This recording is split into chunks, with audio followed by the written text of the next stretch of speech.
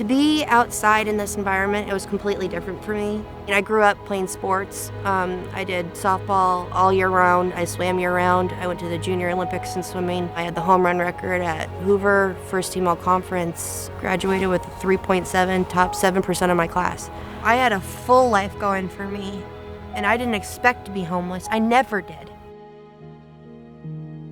I went to Earlham High School, and I got into football, and that was really great, and I was really good at football. And then my mom, she had a gastric bypass that went bad, and she had nerve damage. She was all strung out on these pills. And then my dad had an aortic aneurysm that almost killed him, and he had to take early retirement. You know, my sister had been in and out of trouble with drugs, and I started selling drugs, and I thought that I was doing the right thing by taking care of my family. And we got in a big fight over money. Then I moved back to Iowa, and that's when I met Ashley. She was just way different than anybody I'd ever met before. I worked at DMAC Urban Campus as a secretary. She would sit at her desk, and you would ask her a question, and she would answer it, but then she would pull her hair and go back to doing her work, and she was just super shy. And at first I didn't think she liked me. I finally worked up the courage to ask her what she was doing. He started going outside, and he was like, "What are you having for lunch?"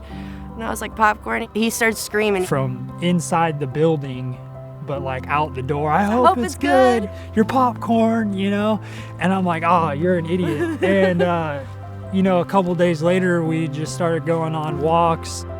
We started dating a month later. He asked me to marry him 2 months later, and then I said yes. So we've been together ever since.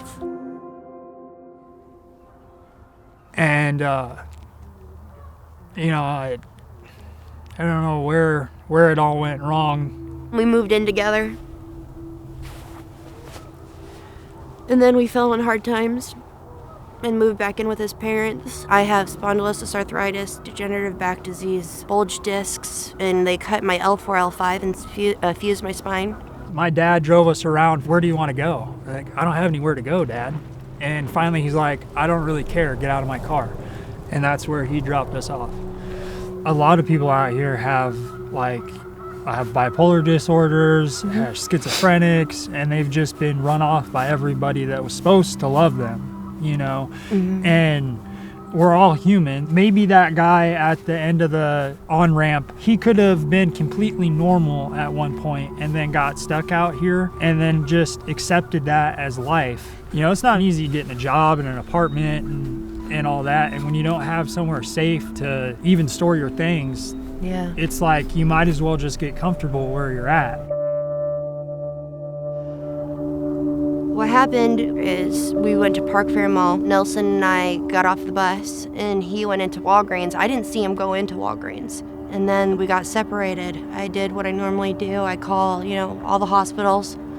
I call Joppa. I call the shelter. I even look online at the library to see if, Polk County, if he was there. But there was nothing there. So I ended up going to the east side, and I ran into people that we used to tent with, and I thought that I could trust them. So I started going, with him to look around because he said, I'll help you look for him. Well, it started to get dark, and he takes me to this tent.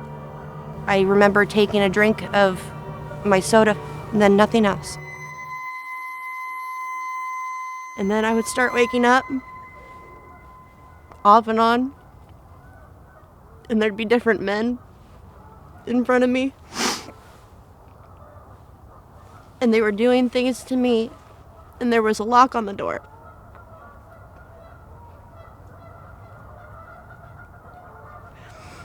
He left his knife there one day, and I ended up cutting myself out of the tent. And I ran. And I went to the hospital, and I got myself checked. Because word on the street was he had AIDS and Hep C, and I was almost 6 months pregnant when this all happened, and it wasn't just one man. It's affected my life with my husband. It's affected my life going outside my home. It's affected my life going on the bus. I shake thinking about it. I have nightmares. Maybe if there was a little more help and there was a little more people that wanted to hear the people whose voice who are out here, who are struggling, who are hurting, who are being hurt, that it would make a difference. And that's what we have here today. Joppa's taking the time to hear me and my voice. And I didn't have one until now. I want to say this first and foremost. When I was homeless while pregnant, I went to every shelter and got turned down from every single one of them. One, because I didn't have a child with me by my side. Yeah. He was not born yet, so I could not go there. Another one, because it was not safe for me after what happened to me. It's not a choice.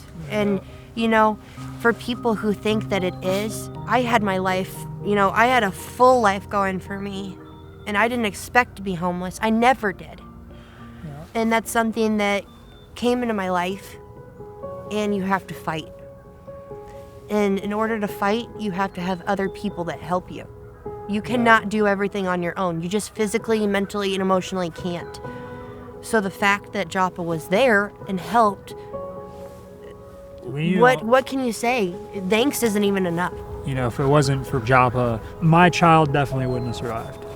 I feel like the hot and the cold and the hot and the cold and not having the food on a regular basis. It was extremely hard being pregnant.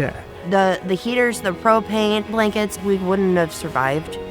We wouldn't have known of other organizations that they turn you to for extra help as well. I mean, to get things going and to get things started, to move forward in your life, we would have been clueless. We didn't know about any of those services.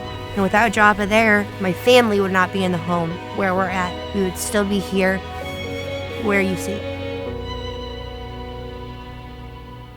So right now we are sitting in our new apartment, our humble abode. Our humble abode. Our humble abode. So Abraham was born February 11th, 2020 at 10:40 at night. My water breaks here. I get rushed to the hospital. I'm 8 centimeters dilated. He was already coming. My doctor wasn't there yet. No epidural. No epidural, no pain medicine. No pain medicine. No. There wasn't time. He just got to the came, hospital and he 30 said, "I'm minutes here, later, Mom." 30 minutes later, he was out. You take for granted tons and tons and tons of things. Like security, locked door. And privacy. We finally get a chance to close the door, be a family, turn on a movie and watch it together, take showers, and just Sleep. sit down and live. I feel comfortable now again, first time in a couple of years, and it feels really good to have that door. I look at that door sometimes and I'm just like, yeah, I got a door now. And we're also on the aftercare program with Joppa. That means when you're in a home and you're in a stable environment that is not outside, they come to your home every Sunday. And they bring items like food, personal hygiene. And they brought So hand it's- sanitizer and Toilet paper. sanitizing wipes, which is great with the coronavirus going around, and toilet paper. And having a little one. Yeah, and So it's diapers. huge. Without Joppa, then we wouldn't have been here. I wouldn't have been able to get back on my feet for her, for my kid. We just want to say thank you.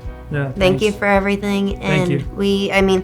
Even just to say thank you, it doesn't feel like it's enough, honestly. So we wouldn't be here as a family without your help. And we truly just, from the bottom of our hearts, we say thank you.